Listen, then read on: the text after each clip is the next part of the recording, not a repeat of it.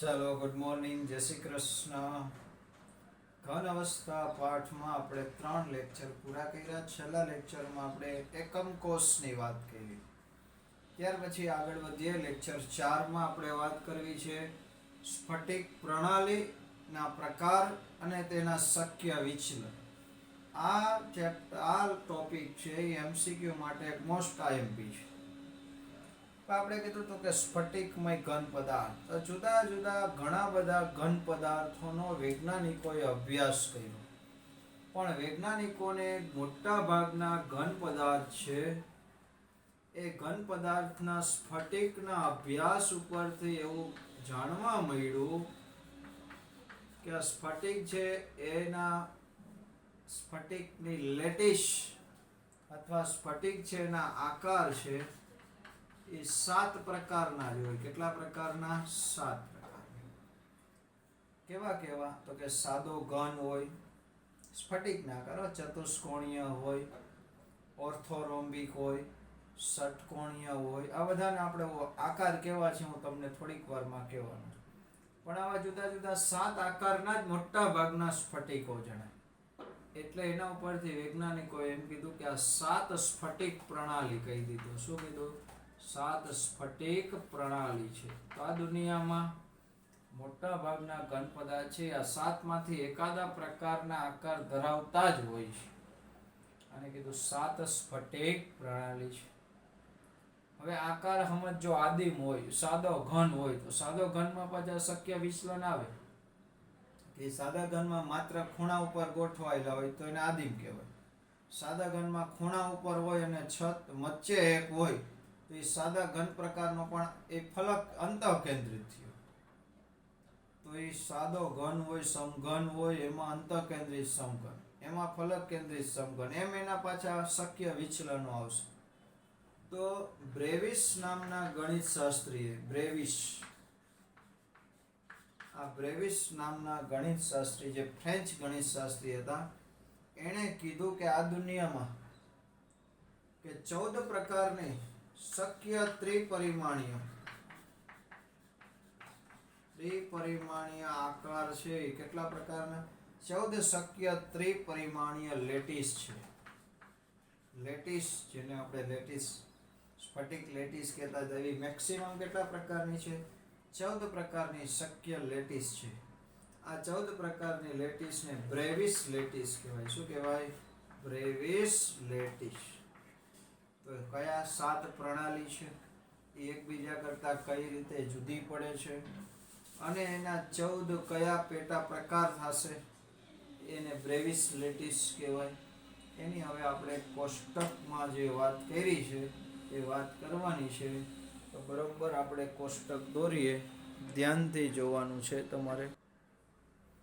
ચાલો, તો પહેલા ખાનામાં સ્ફટિક પ્રણાલી, એમાં કયા કયા પ્રકારના એકમ કોષ બને, એમાં ધારની લંબાઈ એટલે અક્ષીય માપય કહેવાય, અક્ષીય અંતર.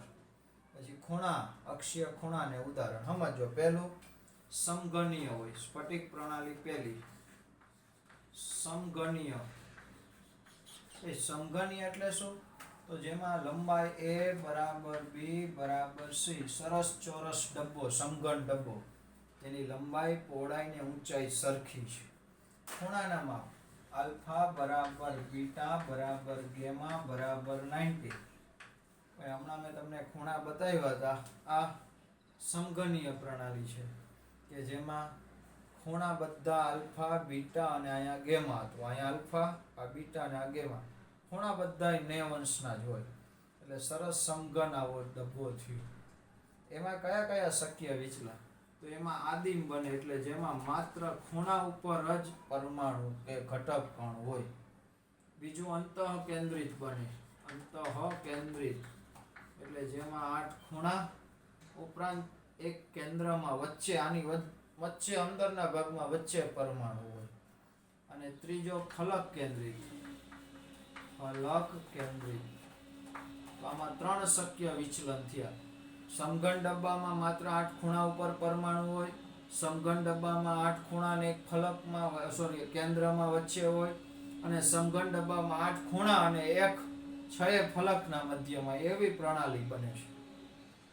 તો એમાં ત્રણેય બાજુના માપ સરખા, ત્રણેય ખૂણાના માપ સરખા. આના ઉદાહરણ સોડિયમ ક્લોરાઇડ NaCl, પછી ઝીંક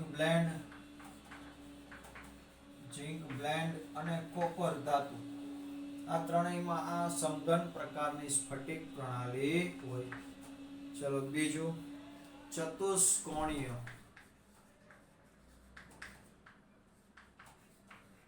ચતુષ્કોણીય એટલે કેવો આકાર? તો કે એમાં A બરાબર B not equal to C. બે બાજુના માપ સરખા પણ ત્રીજો માપ આ બેથી જુદો. ખૂણા અલ્ફા બરાબર બીટા બરાબર ગેમા બરાબર 90. ખૂણાના માપ સરખા છે. તો તેલનો ડબ્બા જેવો આકાર થયો. તેલનો ડબ્બો, લંબઘન ડબ્બો. કેવો? લંબઘન ડબ્બો. સમઘન નહીં, હાઈટ વધારે હોય એવો ડબ્બો થયો. એના શક્ય વિચલન ભેદ છે આદિમ અને અંતઃ કેન્દ્રિત. બે જ શક્ય વિચલન, આદિમ અને અંતઃ કેન્દ્રિત. આ તેલનો ડબ્બો યાદ રાખજો. ચતુષ્કોણીય આકાર એટલે તેલના ડબ્બા જેવો આકાર. એના ઉદાહરણ સફેદ ટીન,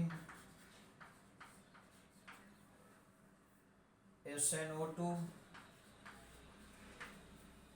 TiO2 અને CaSO4. આ ચાર આ પ્રકારની સ્ફટિક પ્રણાલી ધરાવે છે. પેલામાં 3 પ્રકાર, આમાં 2 પ્રકાર. ત્રીજું, ઓર્થોરોમ્બિક.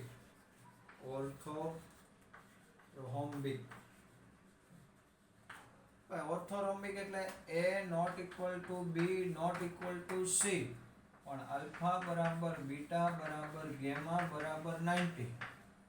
ભાઈ ખૂણા બધાય 90 ના છે, પણ લંબાઈ પહોળાઈ ઊંચાઈ ત્રણેય જુદી. બાકસ માચિસ જેવું બંધારણ છે, અથવા તમે કોમ્પ્યુટરનું CPU જો એના જેવું.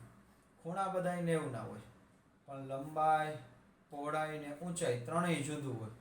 એટલે આવો ડબ્બો થયો CPU આકારનો ડબ્બો. એમાં શક્ય વિચલન ચારેય પ્રકારના આવશે. આદિમ, અંતઃ કેન્દ્રિત ને હવે ટૂંકમાં લખી નાખીશ BCC, ફલક કેન્દ્રિત એટલે FCC અને અંત કેન્દ્રિત એટલે છેડા કેન્દ્રિત. ચારેય પ્રકારના સ્ફટિક પ્રણાલી આમાં બનશે. ચારેય પ્રકાર. આના ઉદાહરણ રોમ્બિક સલ્ફર,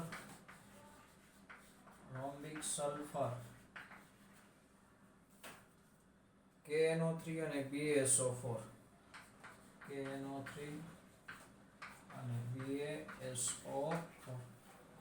તો ત્રીજી સ્ફટિક પ્રણાલી થઈ. ચોથી સ્ફટિક પ્રણાલી ષટકોણીય. ટેક્સ્ટ બુક લઈને જ બેસજો. વિડીયો જોવા બેસો ત્યારે તો એમાં ઉપર આકાર આપ્યા છે. ષટકોણ આકારનો ડબ્બો. આપણી ઘરે મુખવાસ રાખવાની હોય, નવા વર્ષમાં આપણે મુખવાસદાની રાખીએ.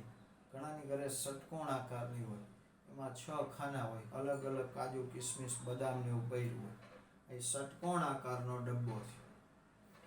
તો એ ષટકોણ આકારના ડબ્બામાં બે બાજુના માપ સરખા હોય, A બરાબર B, પણ ત્રીજું C નું માપ સરખું ન હોય.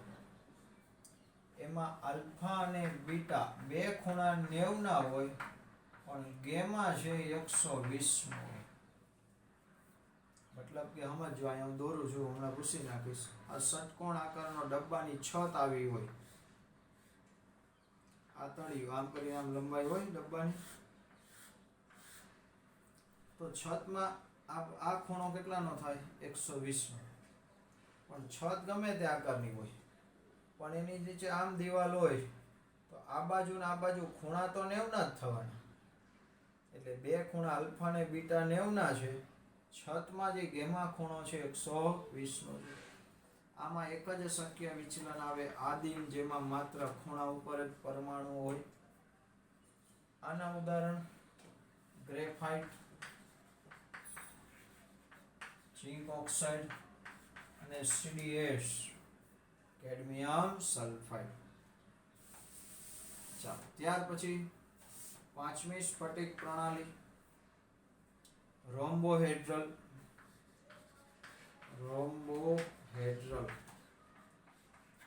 કઈ થાય રોમ્બોહેડ્રલ અથવા એને ત્રિકોણીય કહેવાય. શું કહેવાય? ત્રિકોણીય સ્ફટિક પ્રણાલી.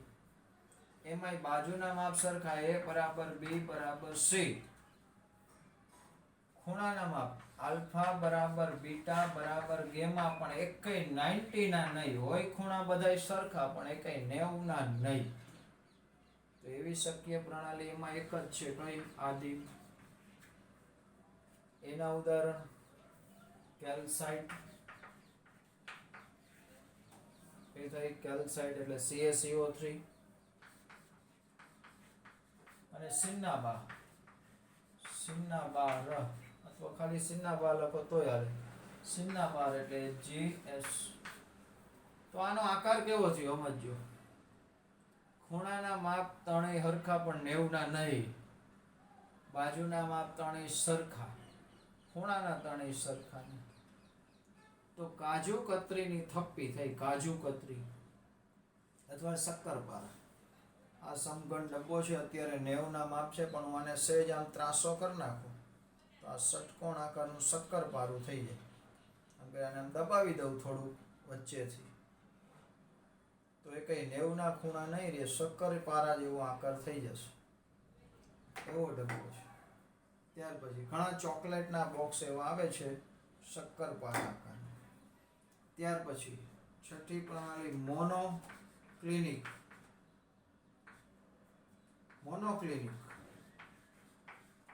કઈ? મોનોક્લિનિક. એના શક્ય વિચલન બે, આદિમ અને અંત કેન્દ્રિત, છેડા કેન્દ્રિત.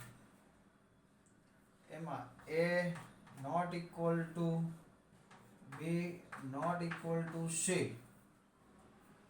આલ્ફા બરાબર ગેમા બરાબર 90 પણ બીટા not equal to 90. ભાઈ ત્રણેય બાજુના માપ જુદા છે, ત્રણેય બે ખૂણાના માપ સરખા પણ છતનું માપ બીટા 90 નથી. એનો મતલબ કેવો ડબ્બો થયો? તો કે હું વ્યવસ્થિત ચોરસ ડબ્બો બનાવવા ગયો પણ ન બન્યો. તો જો આ 90 થાય, આ બચ્યા 90 જો દેખાય નહીં પણ દિવાલ સીધી જ હોય. બે બાજુ દિવાલની બે બાજુ ખૂણા કરો એટલે એ તો 90 જ થવાના. પણ આ છતનો ખૂણો 90 નથી, આ 90 નથી.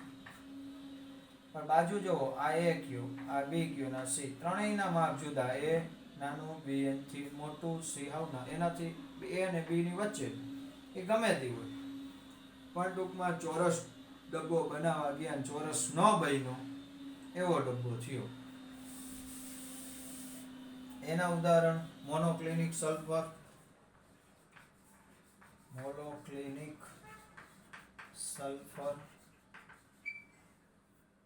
Na2SO4 into 10H2O.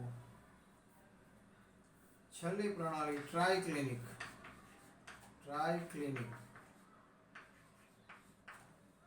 એનું શક્ય વિચલન એક જ, આદિમ. ખૂણા a not equal to b not equal to c, alpha not equal to beta not equal to gamma not equal to 90.